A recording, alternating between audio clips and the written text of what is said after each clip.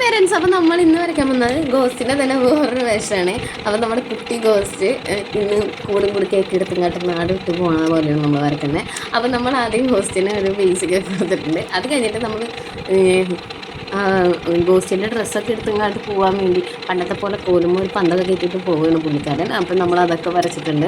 അപ്പം നമ്മളുടെ ഗോസ്റ്റ് കൂട്ടൻ എങ്ങനെയുണ്ടെന്ന് ഒന്ന് കമൻറ്റ് ചെയ്യണം എല്ലാവരും. ഇനി എങ്ങനത്തെ ഗോസ്റ്റിനെയാണ് വരയ്ക്കേണ്ടതെന്നും നിങ്ങളൊന്നും കമൻറ്റിൽ പറഞ്ഞു കഴിഞ്ഞാൽ അതുപോലത്തെ വരയ്ക്കുന്നതാണ്.